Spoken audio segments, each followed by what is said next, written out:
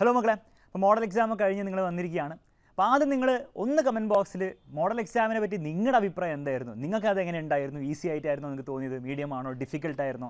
നിങ്ങളുടെ അഭിപ്രായം തുറന്ന് എന്ത് ചെയ്യുക? ആദ്യം ആ കമൻറ്റ് ബോക്സിൽ പറയാം. ഒരു പക്ഷേ ചിലപ്പോൾ ഈ ഒരു വീഡിയോ കാണുമ്പോഴായിരിക്കും നിങ്ങൾ തന്നെ ചിന്തിക്കുന്നത് നിങ്ങളുടെ ഓവറോൾ എക്സ്പീരിയൻസ് എന്തായിരുന്നു എന്നുള്ള കാര്യം.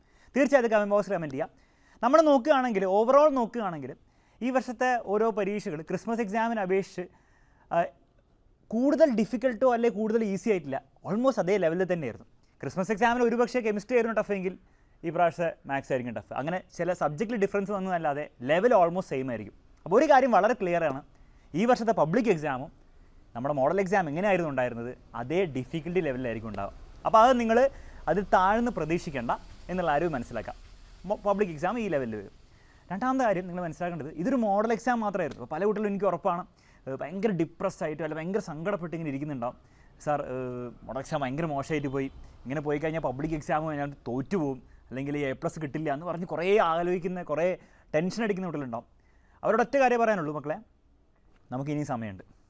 നിങ്ങൾ എഫേർട്ട് ഇടാൻ റെഡിയാണെങ്കിൽ, വെറുതെ അല്ല എഫേർട്ട് ഇട്ട് ഇനി അങ്ങോട്ടുള്ള ദിവസങ്ങൾ ഞാൻ ഈ വീഡിയോയിലും അതുപോലെ നമ്മുടെ സ്റ്റഡി പ്ലാനുമായിട്ട് പറയാൻ പോകുന്ന കാര്യങ്ങൾ കൃത്യമായിട്ട് ഫോളോ ചെയ്യാൻ നിങ്ങൾ ഇനിയും റെഡിയാണെങ്കിൽ ഇനിയും അടിപൊളി മാർക്ക് കിട്ടാൻ നിങ്ങൾക്ക് ചാൻസ് ഉണ്ട്.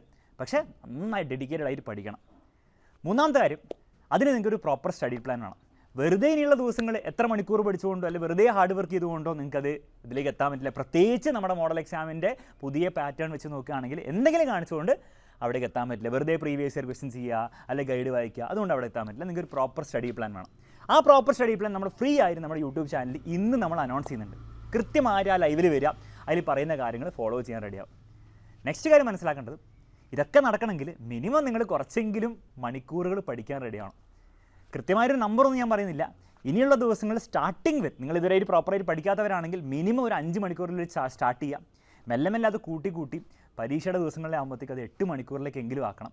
അതൊന്നും ആക്കിയില്ലെങ്കിൽ ഈ വീഡിയോയിൽ പറയുന്ന കാര്യമോ സ്റ്റഡി പ്ലാനിൽ പറയുന്ന കാര്യമോ നിങ്ങൾക്ക് ഫോളോ ചെയ്യാൻ പറ്റില്ല.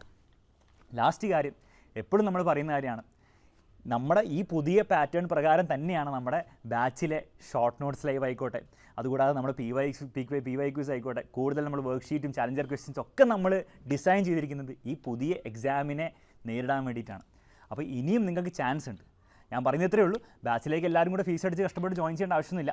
നിങ്ങൾ നിങ്ങളുടെ നെക്സ്റ്റ് ഇയറിലെ ബാച്ചിലേക്ക് നിങ്ങൾ ജോയിൻ ചെയ്യാൻ പ്ലാൻ ചെയ്യുന്നുണ്ടെങ്കിൽ, അതിപ്പോൾ തന്നെ അഡ്മിഷൻ എടുക്കുകയാണെങ്കിൽ നിങ്ങൾക്ക് നമ്മുടെ ഈ വർഷത്തെ റിവിഷൻ ബാച്ചിലെ എല്ലാ കാര്യങ്ങളും നിങ്ങൾക്ക് ഫ്രീ ആയിട്ട് കിട്ടുന്നതായിരിക്കും.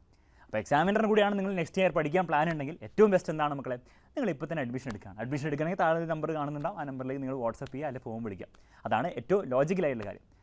എന്തൊക്കെയാണെങ്കിലും നിങ്ങൾ ഇനി ചെയ്യേണ്ടത് ഇത്രയേ ഉള്ളൂ, സ്റ്റഡി പ്ലാൻ ലൈവിൽ വരിക, അതിൽ പറയുന്ന കാര്യങ്ങൾ കൃത്യമായിട്ട് മനസ്സിലാക്കാം. ഇനിയുള്ള ദിവസങ്ങൾ ഒരു കാരണവശാലും ഡിസ്ട്രാക്റ്റഡ് ആവില്ല എന്ന് ഉറപ്പ് വരുത്താം.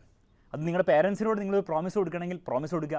ഇനി അത് നിങ്ങൾക്ക് മടിയാണ് അല്ലെങ്കിൽ കുറച്ചൊരു കോമഡി പോലെ നിങ്ങൾക്ക് തോന്നുന്നുണ്ടെങ്കിൽ നിങ്ങൾ സ്വയം ഒരു പ്രോമിസ് കൊടുക്കുക. ഇനിയുള്ള ദിവസങ്ങൾ ഞാൻ ഡിസ്ട്രാക്റ്റഡ് ആവില്ല, ഞാൻ 100% ഫോക്കസ്ഡ് ആയിട്ട് പഠിക്കും എന്നുള്ളൊരു തീരുമാനം നിങ്ങൾ എടുക്കാൻ റെഡിയാണെങ്കിൽ ഒരു സംശയമില്ല, ആർക്കും നിങ്ങളെ തടുക്കാൻ പറ്റില്ല. പിന്നെ നമ്മളൊക്കെ ഇല്ലേ, അതുകൊണ്ട് ലൈവിൽ കയറി വരിക, അടിച്ച് പൊളിച്ച് നമുക്ക് എന്ത് ചെയ്യാം, ഇനിയുള്ള ദിവസങ്ങൾ പഠിക്കാം സൂപ്പറായിട്ട്. ഓക്കെ, അപ്പോൾ ലൈവിൽ നമുക്ക്